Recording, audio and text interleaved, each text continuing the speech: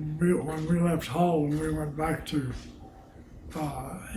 into the American Ninth Army and went through the Leadford line. That's where we were at when they broke through Belgium.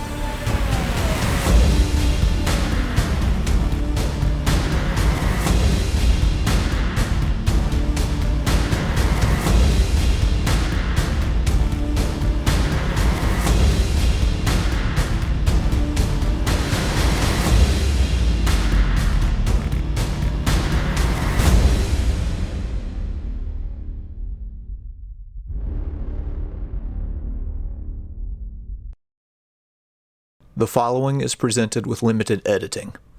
Those interviewed are witnesses to history and deserve to have their stories heard in their entirety. So, when did you ship out? Do you remember? When did I ship out? Mm-hmm. Maybe tell me about, if you remember, when you shipped out and kind of what the boat ride was like over there.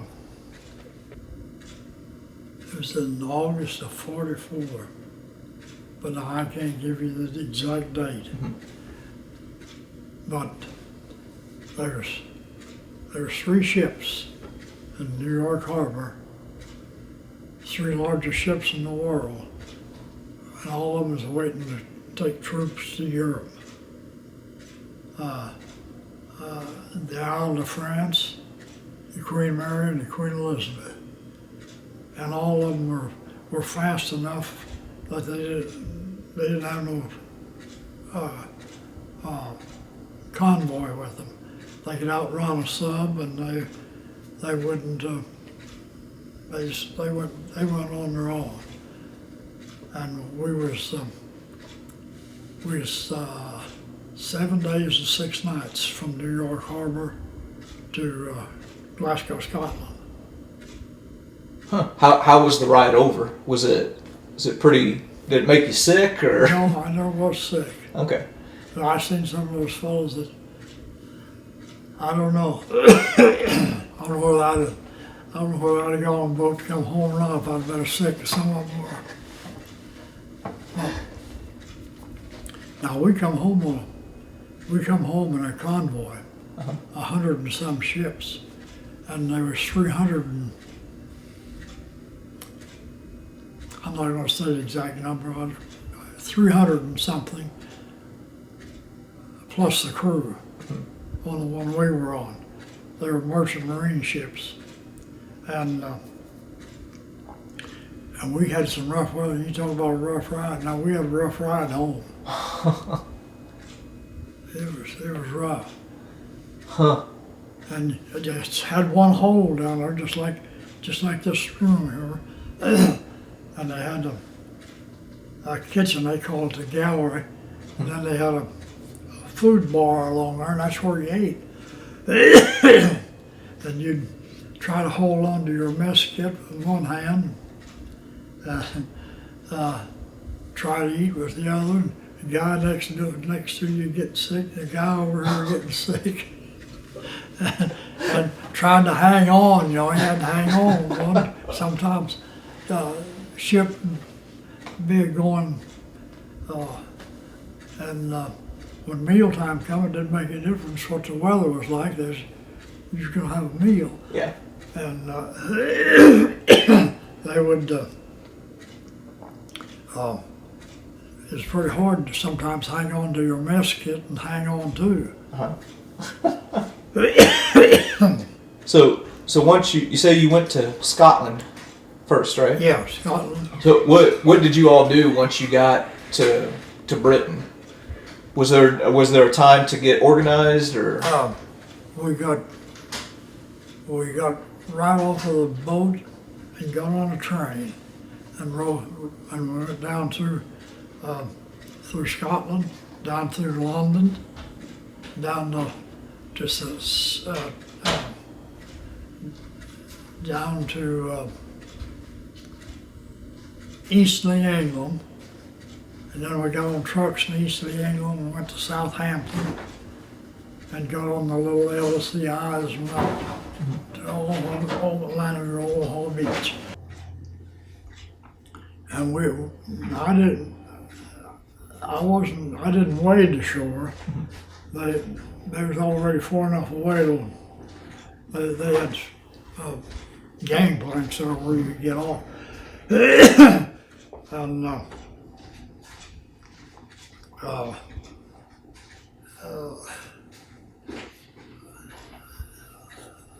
you can still see a lot of evidence that I was glad I wasn't there. Those boys that got waded ashore, they had a rough deal. Wow. What kind of stuff are you talking about? Like what kind of evidence are you talking about? Well, just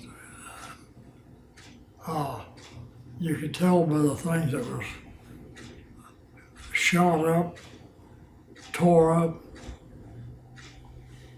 pieces of clothing and stuff, different things. You know, just you can look at one of these places where tornadoes went through, and you can kind of get an idea of what it might look like. You know, everything was in disarray. You know, and them pillboxes had those pillboxes up on the hill, and I could be mistaken, but an engineer told me one time that they blow those pillboxes up when you capture one of them. Well, they blow those things up, and I forget how many pounds of nitroglycerin and dynamite they'd put in those things. But if I'm not mistaken, he said those things were 6 foot thick, reinforced concrete. Holy cow! And I'm pretty sure they were 6 foot thick. Wow! And he told me how much explosive it took to blow one of them things up. It was a tremendous amount. Wow! So they had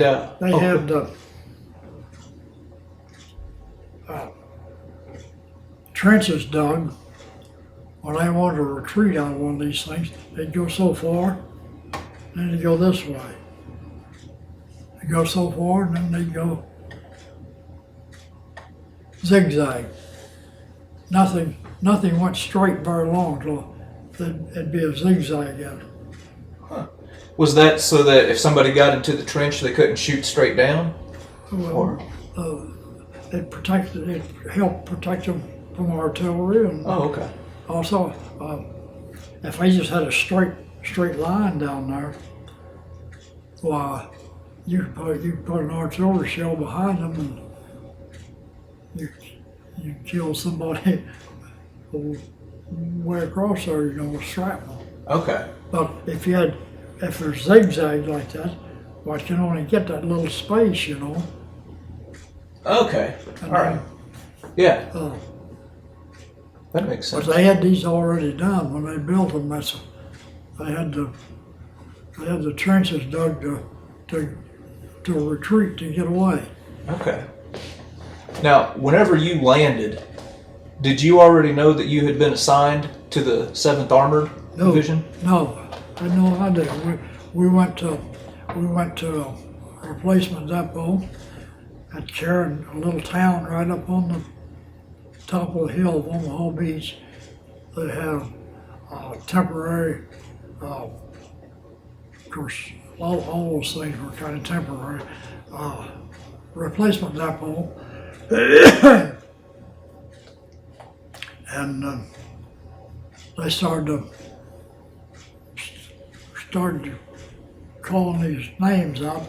When they unloaded, they started calling names out, and they'd stop. You fellows are going so and so, certain division. And and they missed about, I don't know, about 15 or 20 of us. You know, out of 200, there was 200 of us in a company. And out of our company, there's about 20 of us that they didn't call. And we got a chow call, and I was walking down to the chow line, and I looked at a guy and I thought, well, that guy looks familiar. And I speeded up a little bit and got a little closer, and he had Clyde Hicks, Stillville, Missouri, on the back of his field jacket. And so we got our lunch, and we were talking, and they began to round us up. They started calling names out, and they said, "You men are all going to the 7th Armored Division." Well, I thought, what in the world what am I going to do in an armored division? I've had all my training in an infantry division, but I had never been around an armored division, and probably these fellows hadn't either, none of them. But they had infantry, armored infantry, and about the only big difference was that each squad had a half-track, and the half-track driver was responsible for having your ammo and your food and so on.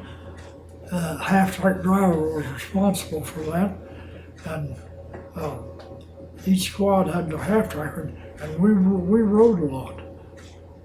Now, when Patton made that drive across France, I got in on the tail end of that.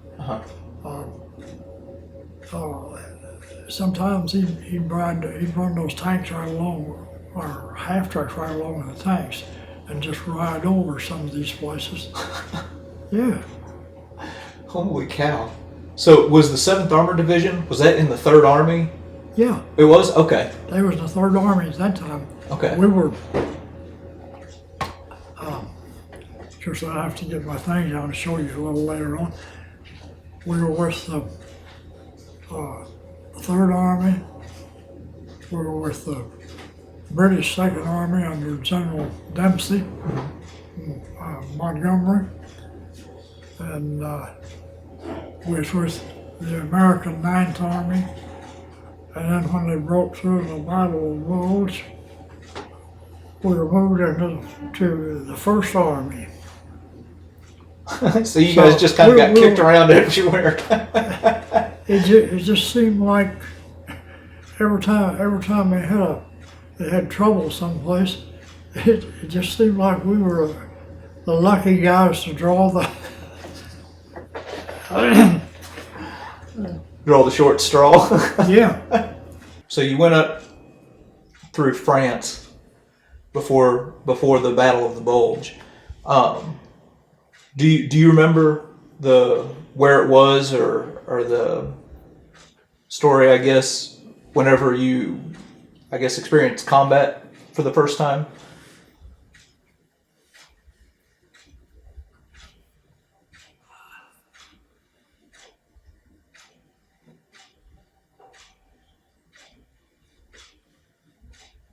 On the Moselle River at Metz. And we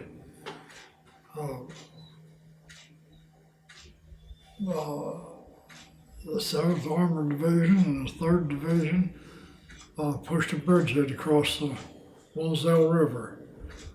Then we left out. They needed a division and needed some help. English needed some help in Holland.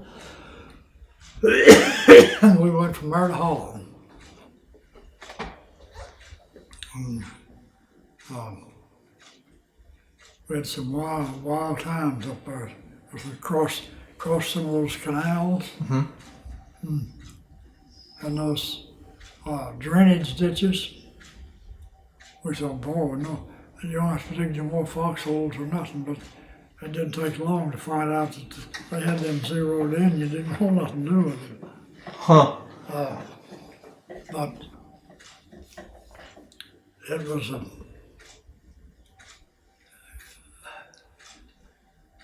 quite a deal.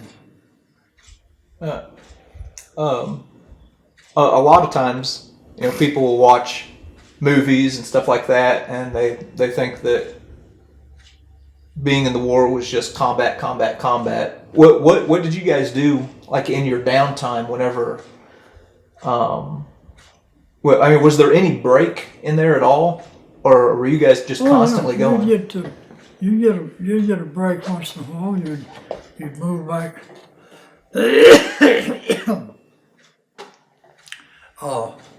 Whole lot of the outfits, and this is not only true with us, but a whole lot of outfits would have, like, if you had, say, 3 companies, they'd put 2 in the front and 1 in the rear, and they'd rotate that. Okay. And you'd get some time back to draw replacements and get a little rest. And it wasn't, of course, now, the Battle of BULGE was a different thing. There was no rotation. You was just there, and that is it. What did you and your buddies kind of do on your downtime whenever you got rotated out? Like, how do you occupy your time? Well, number one thing was you checked your weapons. They were. Nobody had. Company commanders said he never would tell none of those people to clean their weapons. He said, "You'll have sense enough to do it." And he said, "If you don't," he said, "it's your problem."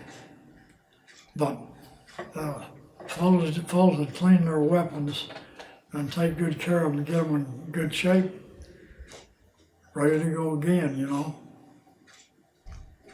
Okay. And that was the big thing. Okay. Did you guys like play cards or just kind of? Oh yeah, we'd play some cards if we were back far enough, It depends on how far back you go on your rest where you went, We went back one time, got pretty shook up. There was a donut and a coffee thing come by. Well, we decided we was going to get 3 or 4 decided we was going to get some donuts and coffee, and got out. And one of these guys had a 7th Armored Division insignia on, and they wouldn't let us have this. We're up here for the 9th Armored Division, and we're not taking care of the 7th Armored Division. So I'd create a little discord, but I know I hear a lot about these guys seeing movies and so on, but we never had anything like that. We never had anything like that. When we got back, we'd clean our weapons and usually just play around and take it easy if it was possible. Just try and get some rest. Right. Man.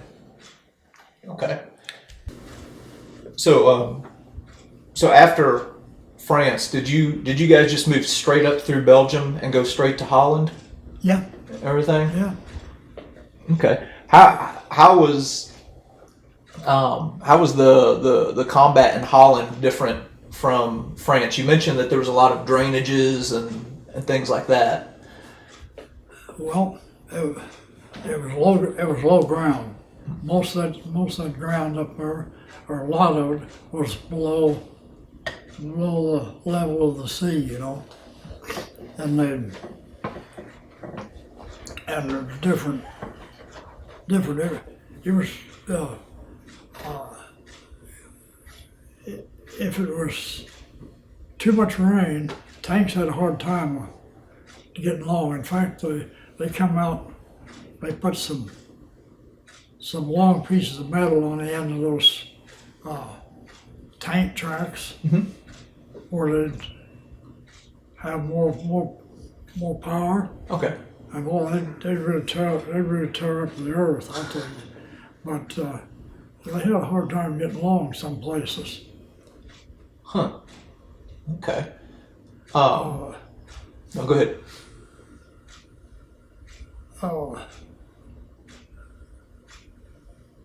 Well, one thing, people were a lot different in Holland than they were in France. You know, those doggone Frenchmen, see those big fellows who are riding a bicycle, you know, and us over there liberating their country, and I never did think too much of Frenchmen.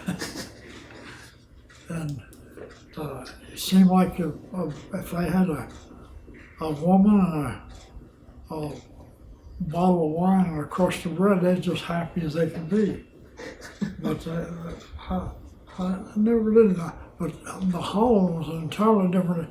They were a farming outfit, a dairy, and so on. How long were you in Holland? Do you remember?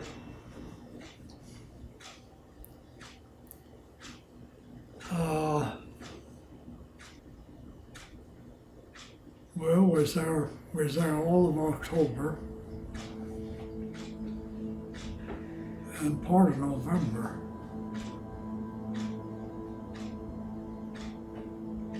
I'd say probably at least 6 weeks. Okay. Because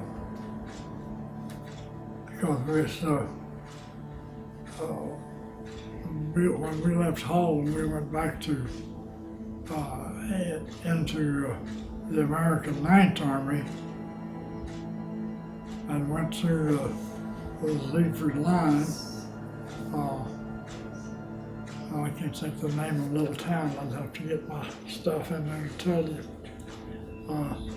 But that's where we were at when they broke through Belgium.